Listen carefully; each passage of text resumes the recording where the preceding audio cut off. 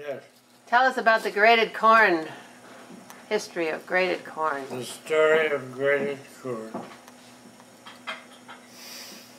Back sometime in the deep, dark past, maybe certainly in the 20s, if not before,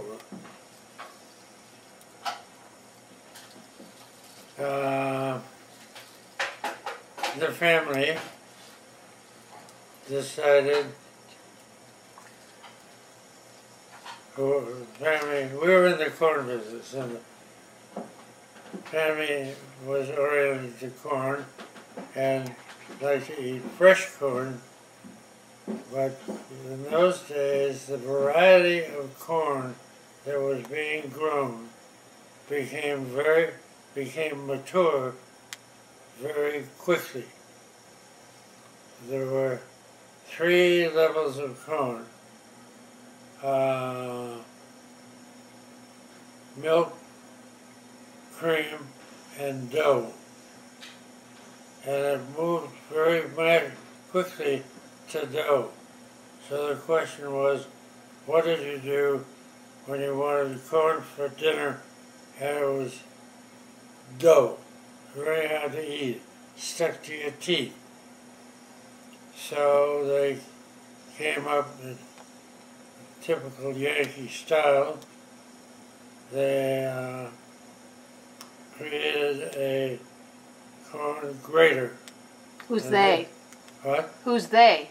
The family.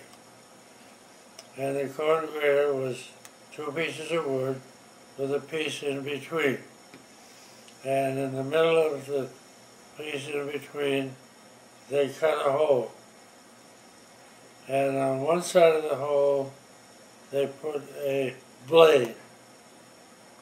And on the other side of the hole, they put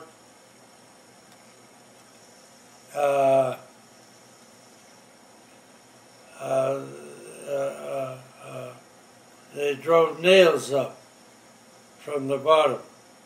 So there were nails, the pointy part of nails on one side of the hole and a scraper on the other.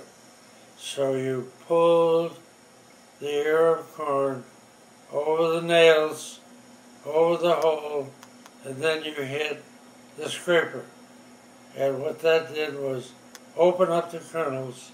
It left all the kernels on the cob, and the insides of the kernels dropped down into a plate under the hole. And what year was this, and who in the family did it? Well, I don't have any idea. But I'd say it was probably at least in the 1920s, and maybe before. But who thought up the idea, I don't know. So, but certainly it was in the 20s. And then you usually cooked the corn. This was just all corn meat, no kernels whatsoever, no. And so it was pure corn meat, and it was sort of granular. It was very good. And in those days, you cooked it in a double boiler. And so that was a staple in our Sunday night and dinners and so forth. And then freezing came along, and we grated enough to freeze it. And it froze very well. I can remember clearly when I grated 10 dozen ears of corn and froze it all in separate containers, for meal-sized containers. 10 dozen ears. Took me all morning.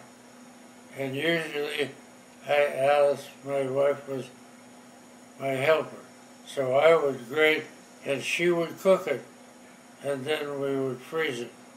But 1 year she was not home, and I grated 10 dozen ears, and I cooked it, and I packed it, and I froze it, which did take me a good part of a day. So, and you had growers, corn growers, because you were in the corn... We were in the corn business, and we had corn growers all around us, so we would go out, talk about having fresh corn.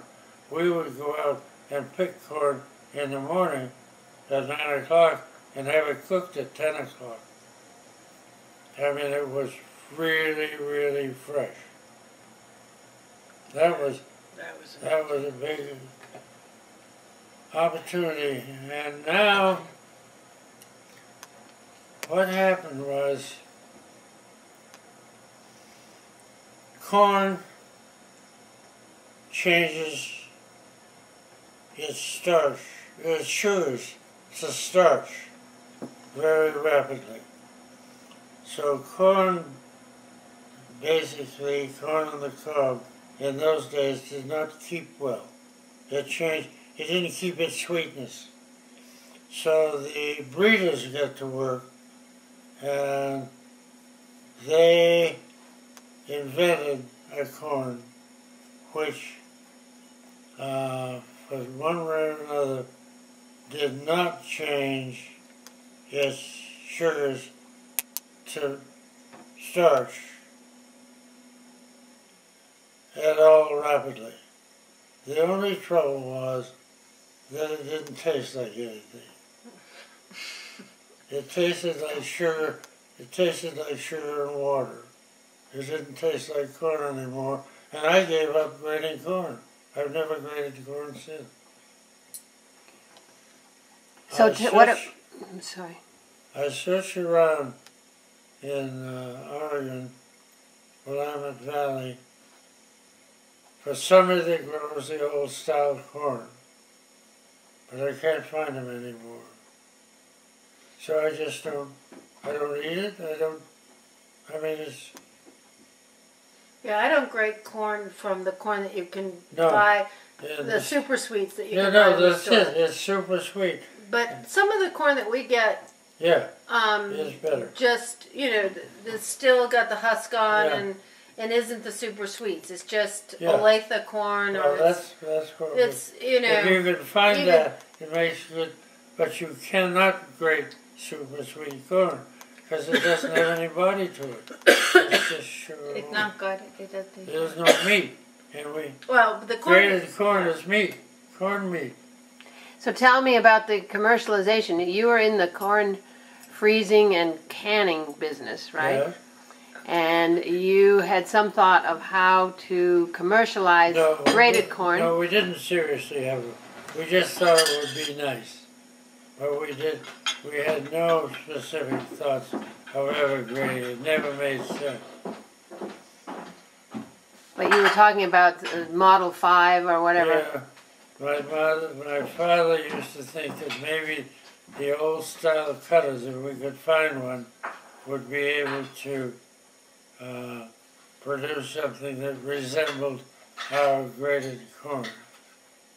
But so would you say that that this is only a family invention, that nobody else does this? No. Never has, never? I never heard of anybody else do it.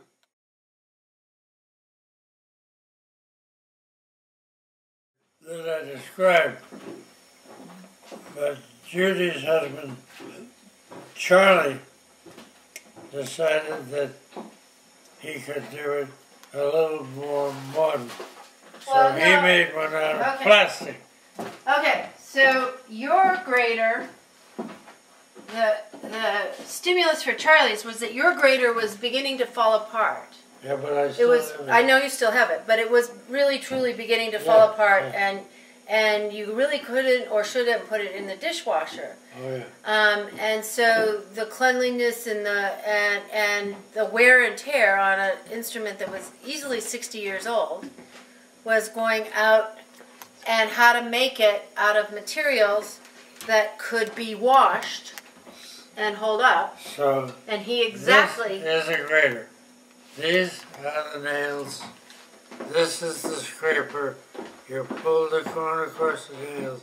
That opened the kernel, cut the skin, and this squeezed the corn down here. And this is one made of plastic that Julie's husband invented and made, and it's beautifully done. And this will last forever and be a monument to Charlie and the Baxter Company. And I've got the pattern. Oh, cool.